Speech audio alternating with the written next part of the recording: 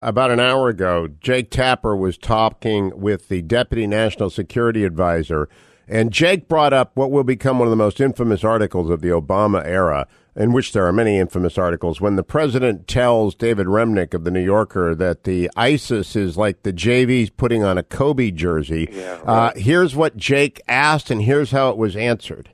Tony, you say you've been warning about it, but in January, President Obama told the New Yorker magazine's David Remnick that ISIS, which was then still considered a part of al-Qaeda fighting in Syria, was like a JV basketball team. He said, quote, the analogy we use around here sometimes, and I think is accurate, is if a JV team puts on Lakers uniforms, that doesn't make them Kobe Bryant. Just how badly did President Obama underestimate the threat of ISIS? No, there are two different things going on here, Jake. One is the question of the threat that ISIS poses to us here in the homeland.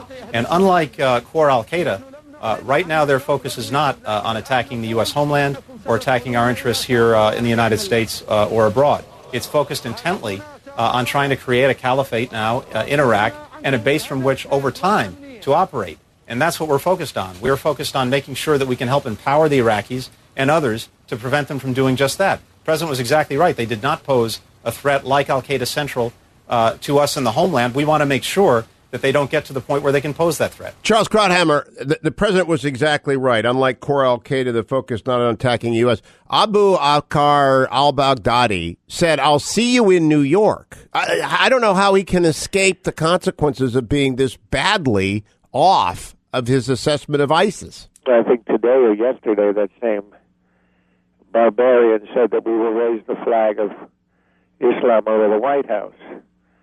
First of all, they don't have to organize planes and pilots.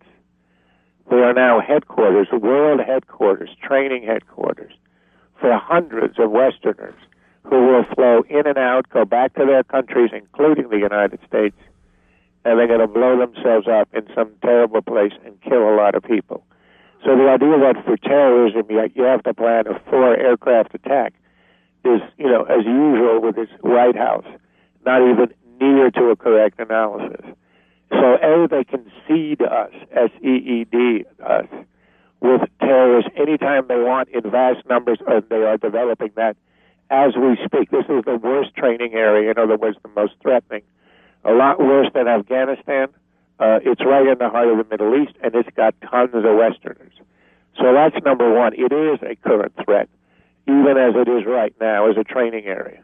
And second, this idea that somehow all they're doing is taking over the bloody Middle East, and that's not a real threat to us, is insane. It's got the world's oil. It would threaten and intimidate all our allies in the region. And it will become the base, even from where they are now, if they don't expand, for, a terribly strong military machine with unlimited funds in the heart of the Middle East, geographically located near everything. And that's a huge threat to the Western economy, to Western Europe, Coach Charles, to the United States. What are these guys thinking? I don't know. I got 1 minute left. I'm going to talk to a leftist after the break, Phyllis Bennis of the Institute for Policy Studies. I'll ask her. But my question to you, there are a half dozen guys who could change public opinion in America. 4 of them are named Petraeus, Mattis, John Allen, and Stanley McChrystal.